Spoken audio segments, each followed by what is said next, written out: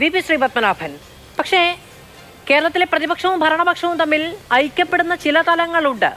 അത് കേന്ദ്ര സർക്കാർ നൽകേണ്ടുന്ന വിഹിതവുമായി ബന്ധപ്പെട്ട് നടത്തുന്ന വെട്ടിച്ചുരുക്കത്തെക്കുറിച്ചാണ്.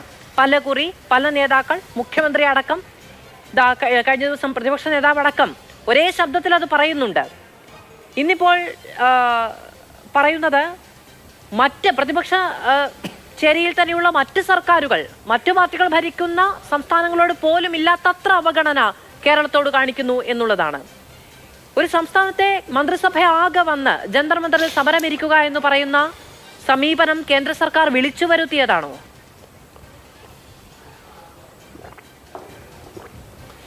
അല്ല, ഇവിടെ രണ്ട് കാര്യങ്ങളാണ് വിഷയമായിട്ടുള്ളത്.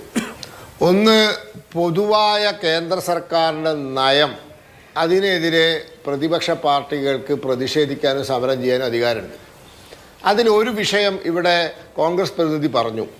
2011 സെൻസസിൻ്റെ അടിസ്ഥാനത്തിലാണ് 15ാം ധനകാര്യ കമ്മീഷൻ വിഹിതങ്ങൾ നിശ്ചയിക്കുന്നതെന്ന്.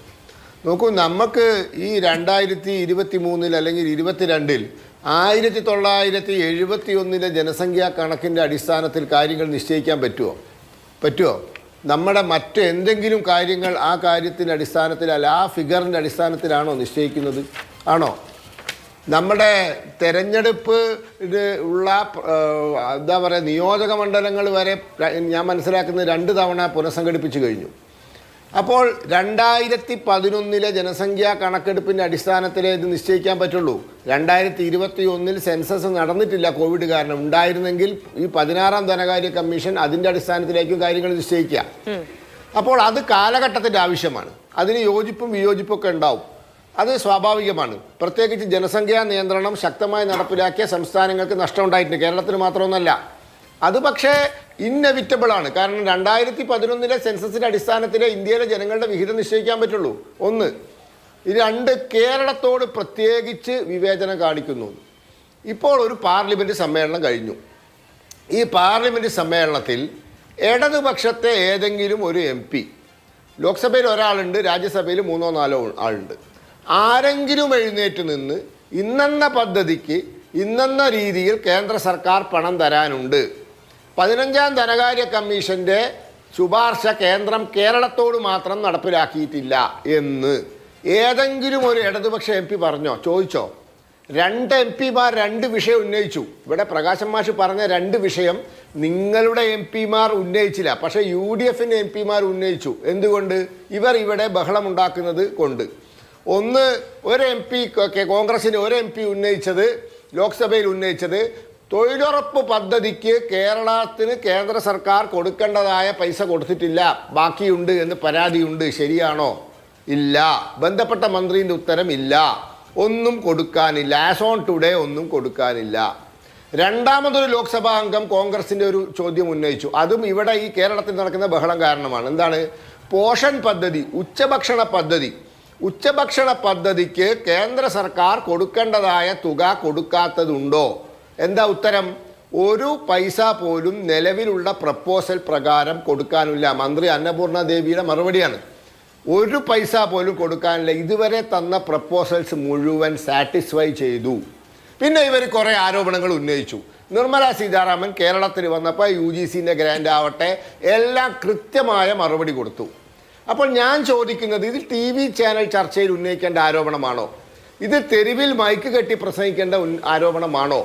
നമ്മുടെ രാജ്യത്ത് നിലവിലുള്ള നിയമപ്രകാരം കേന്ദ്ര സർക്കാർ സംസ്ഥാന സർക്കാരുകൾക്ക് കൊടുക്കേണ്ടതായ സാമ്പത്തികമായ സഹായമാവട്ടെ, പദ്ധതി വിഹിതമാവട്ടെ, അല്ലെങ്കിൽ ധനകാര്യ കമ്മീഷൻ്റെ ശുപാർശ പ്രകാരമുള്ള സംഖ്യകളാവട്ടെ, കൊടുത്തിട്ടില്ലെങ്കിൽ നിവേദനങ്ങൾ കൊടുക്കണം, അതിൽ ബഹളം ഉണ്ടാക്കണം, പത്രസമ്മേളനം നടത്തണം, ഒക്കെ ശരിയാണ്. പക്ഷേ പാർലമെന്റിൽ ഉന്നയിക്കേണ്ട ഈ വിഷയം പാർലമെന്റിൽ കേരളത്തിൽ നിന്ന് ഏതെങ്കിലും ഒരു ഇടതുപക്ഷ MP ഉന്നയിച്ചോ? UDF MP മാരാണ് 2 വിഷയം ഉന്നയിച്ചത്. നേരത്തെയും അതാണ് സംഭവിച്ചത്. 4000 കോടി രൂപ GST ഇനത്തിൽ നഷ്ടപരിഹാരം കിട്ടാനുണ്ട് എന്ന് ബഹളം ഉണ്ടാക്കിയപ്പോൾ ഒടുവിൽ NK പ്രേമചന്ദ്രൻ ചോദിച്ചപ്പോൾ അപ്പൊ നിർമ്മല സീതാരാമൻ പറഞ്ഞു 4000 കോടിയില്ല, 600 ചില്ലാനം കോടിയാണ്, അത് ഓഡിറ്റ് റിപ്പോർട്ട് കിട്ടാത്തത് കൊണ്ടാണ്, കിട്ടിയാൽ ഞാനത് കൊടുക്കും, പിടിച്ചു വെക്കാനുള്ള അധികാരം എനിക്കില്ല. അപ്പോൾ അന്ന് എന്താ പറഞ്ഞത്? NK പ്രേമചന്ദ്രൻ ദുരുദ്ദേശം വെച്ച് ചോദിച്ചാണ്. എന്ത് ദുരുദ്ദേശം? ഇവരിവിടെ ബഹളം ഉണ്ടാക്കുന്നത് കേട്ടിട്ടാണ് അങ്ങോട്ട് അവിടെ പോയി ചോദിച്ചത്. അപ്പോൾ ഇതാണ് സ്ഥിതി. ചോദിക്കേണ്ട സ്ഥലത്ത് ചോദിക്കണം. അവിടെ MP-മാർക്ക് ചോദ്യങ്ങൾ ചോദിച്ചാൽ മന്ത്രിമാർ കൃത്യമായി ഉത്തരം പറയണം.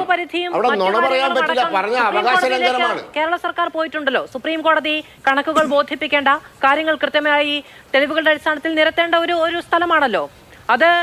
ടെലിവിഷൻ ചാനലുകളിലും അല്ലെങ്കിൽ കെട്ടിയിട്ട വേദികളിലും കയറി എന്ന് പറയുന്നത് സമാനമായി പറയാൻ കഴിയില്ല ശ്രീ പത്മനാഭൻ. പക്ഷെ കോടതിയിലേക്ക് നിയമ നടപടിയിലേക്ക് കേരള സർക്കാർ പോയിട്ടുണ്ട്. അത് അവർക്ക് ബോധ്യമുള്ളത് കൊണ്ടാണ്. ഉത്തരം ഓക്കെ.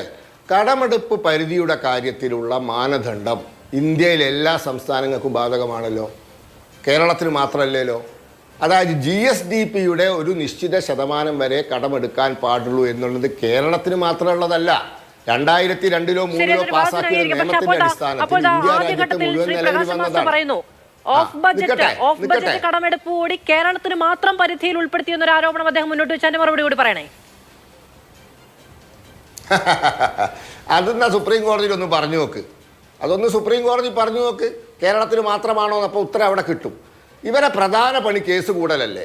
ഈ സർക്കാർ അധികാരത്തിൽ വന്ന ശേഷം ഏറ്റവും ഗുണമുണ്ടായ വർഗ്ഗം ഏതാ? വക്കീലന്മാരാ. സുപ്രീം കോടതിയിൽ ഹൈക്കോടതിയിൽ 40 ലക്ഷം രൂപ കൊടുത്തിട്ടല്ലേ പെരിയ കേസിൽ CBI വരരുത് എന്ന് പറയാൻ വക്കീലിനെ കൊണ്ടുവന്നത്. കേസ് കൂടലല്ലേ ഇവരെ പ്രധാന പണി. വക്കീലന്മാർക്ക് ഫീസ് കൊടുക്കലാണല്ലോ, ലക്ഷങ്ങൾ കൊടുക്കലാണല്ലോ ഇവരെ പ്രധാന പണി. ഏറ്റവും ഗുണമുണ്ടായ വിഭാഗം, ഞാനും ഒരു അഭിഭാഷകനാണ്, അതുകൊണ്ട് പറയല്ല, ഇവർക്ക് ഏറ്റവും ഈ സർക്കാരിനെ കൊണ്ട് ഗുണമുണ്ടായത് അവർക്കാ. ക്ഷേമ പെൻഷൻ കൊടുക്കാൻ പൈസ ഇല്ല, പക്ഷെ സുപ്രീം കോടതി വക്കീലന്മാർക്ക് ലക്ഷങ്ങൾ ഫീസാണ്. ശ്രീ പത്മനാഭൻ, ശരി.